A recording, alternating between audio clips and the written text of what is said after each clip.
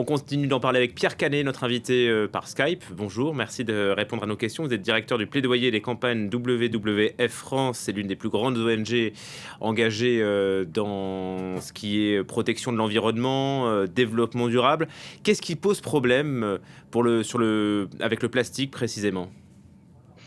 Le problème du plastique, c'est que malheureusement, il est utilisé dans plein de domaines différents, des plastiques à usage unique, coton-tige, gobelet ou autres, jusqu'aux quantités industrielles, que ce soit aussi dans l'agriculture ou dans la pêche avec les filets de pêche. Donc, en gros, le problème numéro un, c'est qu'on consomme trop de plastique. Et la question, ça va être pour ces négociations et ce nouveau traité international, comment interdire tous les plastiques qui sont à haut risque, que ce soit les plastiques à usage unique que je listais, jusqu'aux microplastiques et des polymères qui sont malheureusement dangereux. On pense par exemple aux phtalates et ce sont des plastiques qu'il s'agit d'interdire. Et donc le Donc, excusez-moi, il y a des WWF. plastiques plus dangereux que d'autres alors ? Tout à fait, il y a des plastiques à haut risque qui peuvent être tous ces emballages. On voit par exemple des tortues enchevêtrées de traits dans des sacs plastiques. On a aussi des microplastiques qui sont diffusés à travers le monde. On voit par exemple des organismes marins du plus petit plancton jusqu'aux baleines qui comportent ces microplastiques, des phtalates. Et donc tout cela est toxique, dangereux. Et il nous faut pouvoir éliminer ces plastiques à haut risque. Et puis après, il y a tous les autres plastiques. Et on est dans une surabondance, une surutilisation du plastique. Le plastique nous coûte 10 fois plus cher aujourd'hui que le coût de production. On a montré WWF que si l'on gère tout le plastique sur toute sa chaîne jusqu'à la pollution, il nous coûte 10 fois plus cher. Alors certes, pour une entreprise ou un citoyen, ça peut paraître pas cher, mais en fait, notre économie, notre santé publique porte ces coûts. Donc il va falloir remplacer ce plastique à usage unique par du réemploi, en recyclant aussi. C'est toute une circularité qu'il s'agit d'organiser, l'économie circulaire du plastique. Et puis, troisième pilier fondamental lors de ces négociations, la question des déchets, car aujourd'hui, on est malheureusement dans une décharge à ciel ouvert à travers le monde du plastique, ce qui malheureusement cause ces dommages de voyage des plastiques, des décharges jusqu'aux flux que l'on retrouve dans les cours d'eau, jusqu'en Méditerranée, abondé, malheureusement inondé de plastique. On le retrouve jusqu'au fond de la Méditerranée avec notre voilier ambassadeur. On a pu mesurer justement dans des rorquals communs la présence de plastique au fin fond de la Méditerranée. Il y a un élément qui est plutôt étonnant, voire sidérant, c'est le recyclage. On en est qu'à 10% de recyclage du plastique. Comment ça se fait ?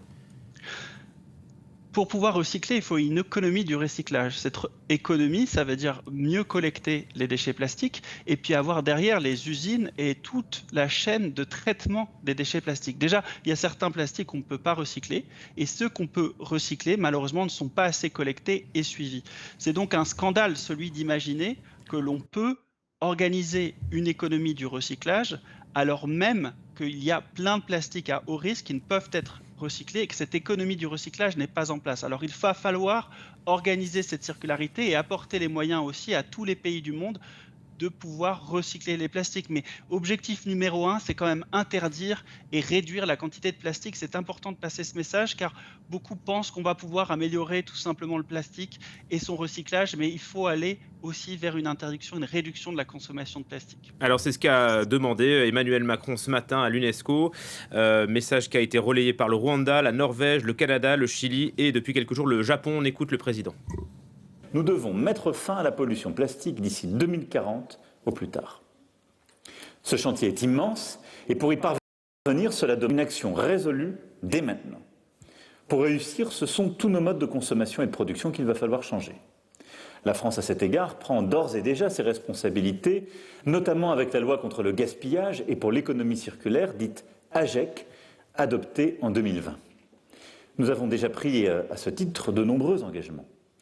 D'abord, la fin du plastique à usage unique, en ciblant en priorité les produits les plus rejetés dans l'environnement. Et bonne nouvelle, cela fonctionne.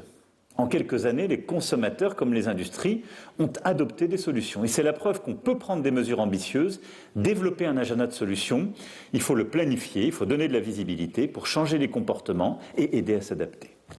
Voilà, cette idée, Pierre Canet, est loin d'être partagée par tous. On pense bien sûr à la Chine, premier producteur de plastique au monde, aux États-Unis, premier consommateur, les pays pétroliers. Il y a des raisons économiques évidentes. Eux ne veulent pas arrêter le plastique et voilà, on voit que la solution, elle n'est pas pour demain, quoi. Cette dépendance, elle existe aussi dans l'Union européenne et en France. On rejette encore beaucoup trop de plastique en Méditerranée. Donc, au-delà des propos du président de la République et de l'ambition de la France, à travers sa loi anti-gaspillage et économie circulaire, on est encore trop dépendant. Vous n'avez qu'à demander aux maires, aux territoires qui voient et doivent gérer en première ligne justement ces déchets plastiques. Cette pollution plastique, elle existe aussi en France. Donc, il ne faut pas se détourner de cela. Il va falloir y travailler en France. Et puis, au-delà dans le monde, que ce soit les grandes économies, que ce soit les États-Unis ou la Chine, bien entendu, on attend d'eux, dans ces négociations, qu'ils puissent prendre parti et soutenir une interdiction des plastiques à usage unique et une circularité du plastique. Donc, il est encore possible pour ces économies de se réveiller et de proposer, que ce soit les États-Unis, la Chine, des positions dans les négociations cette semaine vers un traité contraignant international qui interdisent toute une liste de plastiques que le WWF a recensé dans ses rapports, des plastiques à haut risque et à usage unique. Et puis cette circularité qu'il faut aussi organiser dans ces pays, États-Unis et Chine. Merci beaucoup Pierre Canet pour votre intervention sur France 24. Je rappelle que vous êtes directeur du plaidoyer des